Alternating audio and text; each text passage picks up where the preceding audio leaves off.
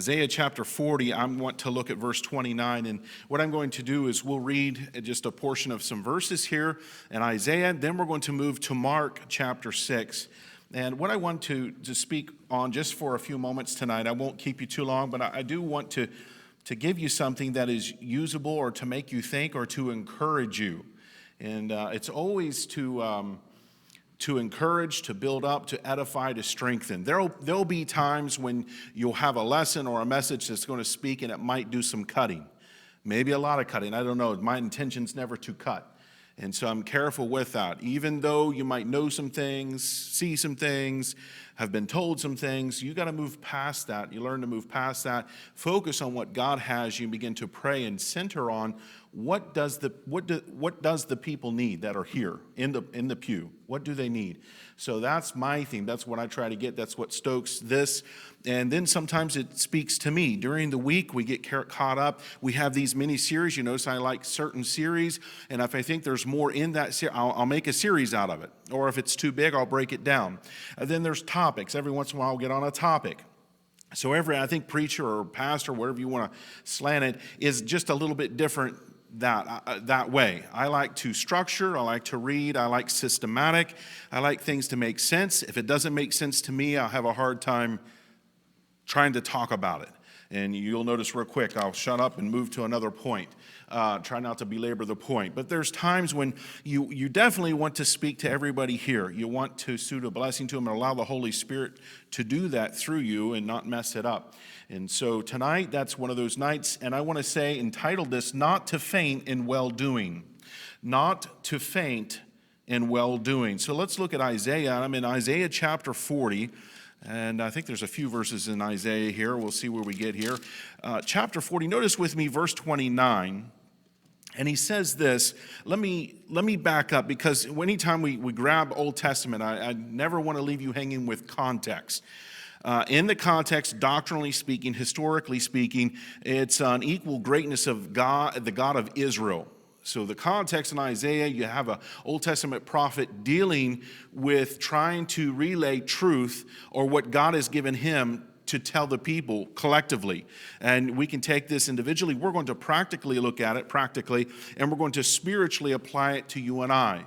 See, that's how we want to teach it, but not leaving the doctrine in a historical setting. So notice with me verse 28, and it says, Hast thou not known, is a question, hast thou not heard that the everlasting God and the Lord and the creator of the ends of the earth fainteth not, neither is weary.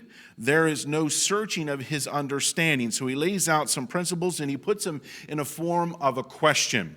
But watch verse 29. And he says, He giveth power to the faint, and to them that have no might, he increaseth their strength. Even the youth shall faint and be weary, and the young men shall utterly fall. You say, what is he saying there? Well, watch verse 31. But they that wait upon the Lord shall renew their strength. They shall mount up with wings as eagles. They shall run and not be weary, and they shall walk and not faint. Now, this is a famous verse in Isaiah, and there's a lot in there. There's quite a bit in there. You notice how it breaks down kind of chronologically, speaking of the latter part of verse 31 about the strength. And they shall mount up with wings as eagles. They shall run, not be weary, and they shall walk and not faint. So it definitely is fitting for the time when it was written. Right, historically setting, Isaiah was saying this to the nation of Israel. And then to us, to you and I, it's a practical lesson that God, our God, the God we serve from day to day, we should serve, the God that we love, the God that saved us, this is the very God. This is the same God. This is the same Lord. And you can look at this, and I've noticed in verse 30, it says, even the youth shall faint and be weary. I think there was a time when the youth was strong. I'm going to go back now. I'm going back some generations. Some of you may remember those generations or even came from that generation. I think of the Second World War generation. That was a mighty generation. Today's youth is failing. It's feigning. It wants to move away. It's just like it wants nothing to do with the generation that reared them or raised them. And you think, what is wrong with that? Where before it kind of lined up more like the teaching. You learn from the older generation, and that next generation would come on board and accept that mantle. But today's age, they want to move so far away that it's separated so much, and you see them fainting. You talk about a bubble. I mentioned a bubble earlier. You talk about living in a bubble. They can't even handle somebody talking just reality to them. Some of them can't. They faint. And so there's a generation today that can correlate with this in these verses. But I want to move to Mark. I want to dwell on not to faint in well-doing. And you notice verse 29, he giveth power to the faint, and to them that have no might, he increaseth their strength. I want to say tonight, the Lord knows the strain that is on you. I don't care whether the strain is a spiritual strain, whether the strain is a mental strain. You can be under a lot of stuff running through your mind, or maybe a lot of decisions, a lot of stuff that you have in your head, depending on what you do, where you're at, who you're around. And then you have a physical strain. Some of us, we prayed for some lovely folks tonight that have a physical strain. Right now, they're concentrating on their physical part to be strengthened, and they need to be. They need to be lifted up by God, the power of God. God is able to increase the strength in all categories, whether it's your spirit, your mental, or your physical. God's able to do that tonight. But there's a way around it. You're not, for instance, you're not going to live, I'll just use like a heathen. You're not going to rebel against God and then expect God to be there to give you this, to sustain that type of lifestyle or that way of thinking. It isn't going to happen because it's going to be to those who love God, who are obedient and yielding to God to the best of their abilities. So here, he understands we're frail, we're not perfect, we're not a perfect vessel. None of us are. And so God is able still, though, if you're pliable and willing for him to work with you as a vessel, he can strengthen you. He'll increase your strength. Well, let's move on. I want to go back to Mark, because here's a practical setting in the New Testament. And look with me at Mark chapter 6, if you turn over with me. Mark chapter 6, and I want to look at verses 30 through 34. And this is a setting now with Jesus and the disciples, and he is trying to teach them a lesson about having some time to rest. And you'll hear it, and it's kind of even used in this phrase, to come apart, to disengage, you might say, from the ministry. It's kind of what Pastor Tom is doing a little bit, just on a vacation or whatever, just getting away. I know my father did it when he was pastoring. Sometimes you just got to get away. Sometimes some people they need a day, or they need 2 days or hours. Some need more than that. So it just depends on the person and what they're dealing with. But here, Jesus was teaching the disciples. And notice with me, I want to pick it up in verse 30. And it says, in the apostles, I'm in Mark chapter 6 now, verse 30. It says, and the apostles gathered themselves together unto Jesus, and he told all things, both what they had done and what they had taught. And so they told him this, and if you back up and you catch more of this, he had given them this setting of, look, you're going to go in, you're going to cast out devils, you're going to preach in my name, speak in my name, and they were the apostles now. You got disciples and apostles. These were the apostles, and before this you had the murder of John. John the Baptist was beheaded. Herod took his head, and so then we drop down to verse 30, and you all of a sudden you're at the setting where Jesus Christ is with his apostles, and he sits there and he listens to them. And it says, and they told him all things, both what they had done and what they had taught. And so verse 31, it says, and he said unto them, come ye yourselves apart into a desert place and rest a while. So he's speaking definitely on the physical side of things. There are going to be times and days, even in ministry, and I'm going to try to keep it in the context of church, but even in your personal life, there are going to be times and days when you need to come apart from your daily schedule or what you're doing. You're going to need some rest. And sometimes it's just sleeping. Sometimes it's just might be sleep and eating. I can build on this. You see where this can go. But depending on what you need. But here, notice how Christ puts it. And we'll leave it to the way he lays it out here. But he says in verse 31, "Come ye yourselves apart into a desert place and rest a while, for there were many coming and going, and they had no leisure so much as to eat."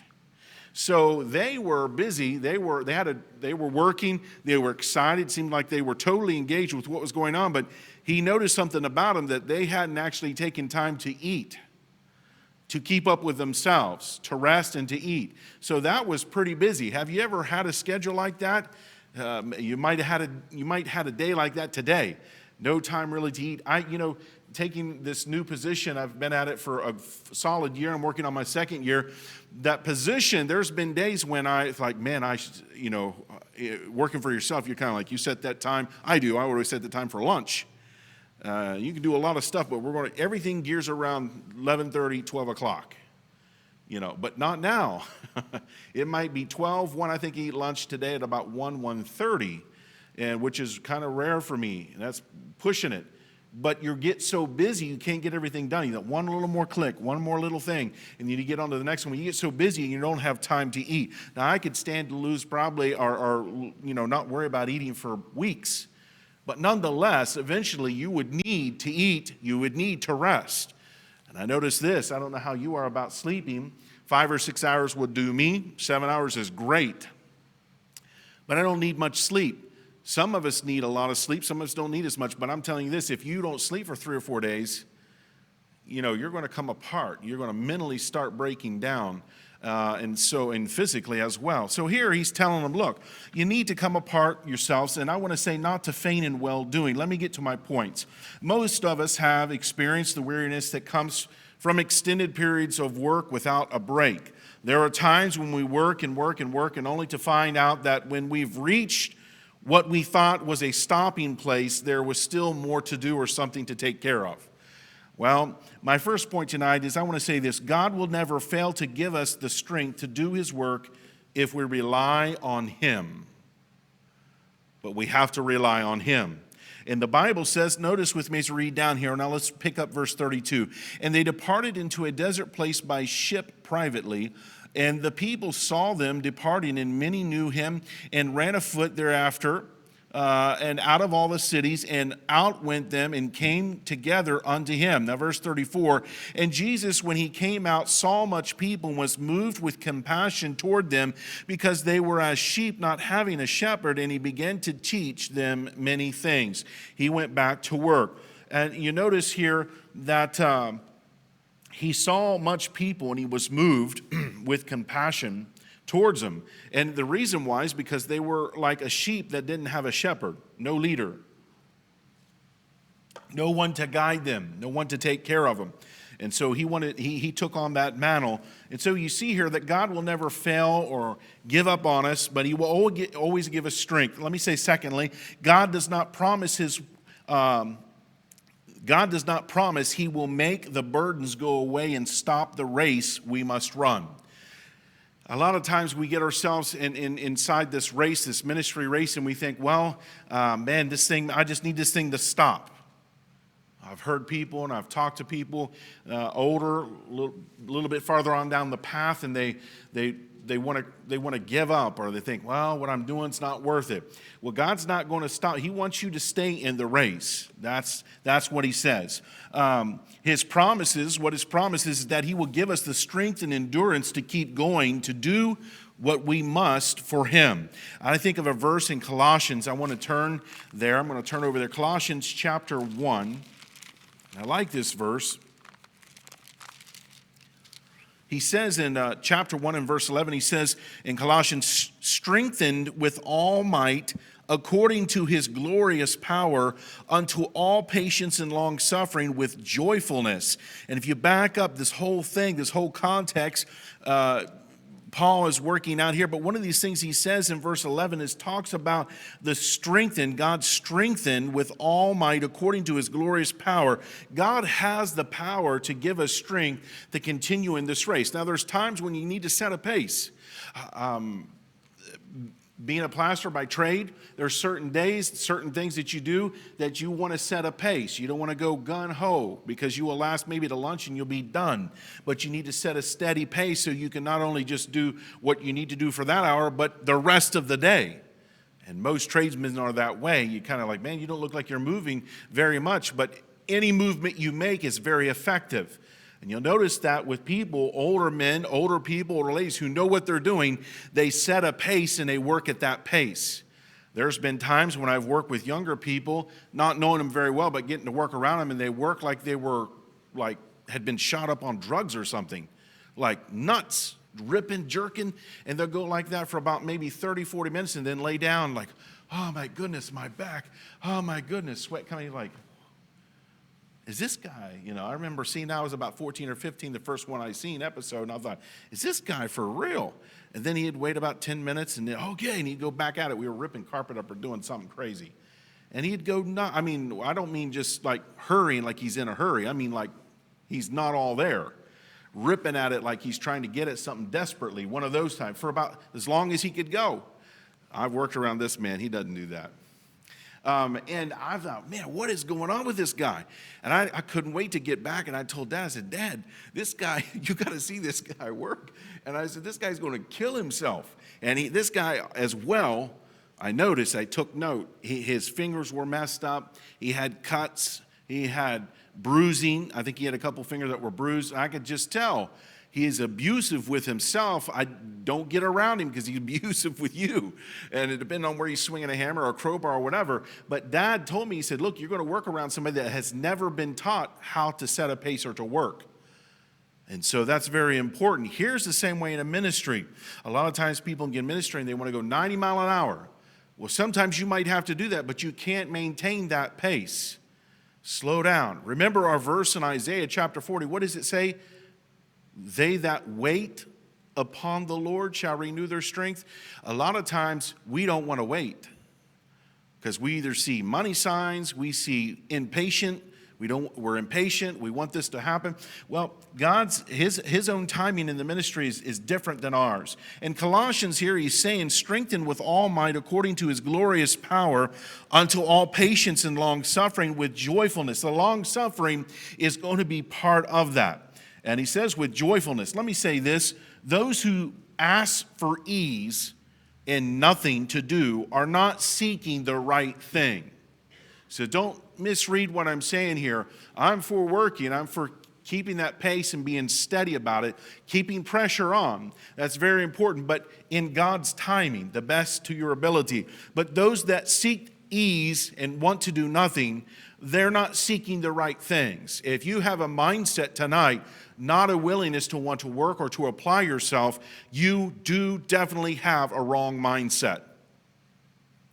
The rest of your mind might work perfectly okay, but if you have that mindset, you're in trouble.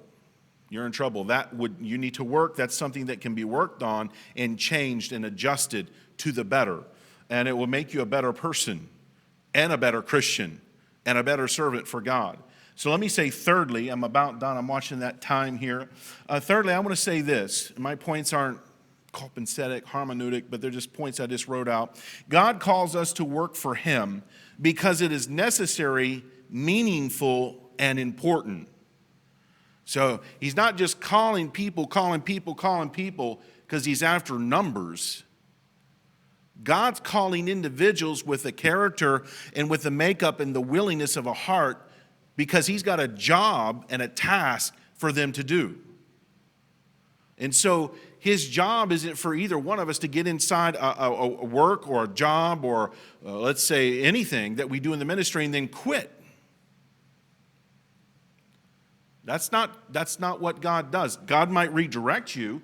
You might have doors shut on you. Somebody say, hey, you're done here. We need you over here. Or this closed down or this door opens here, and you channel through that. That happens all the way through that'll happen all the way through your life and through ministry, by the way. But you ever want to keep moving forward for God.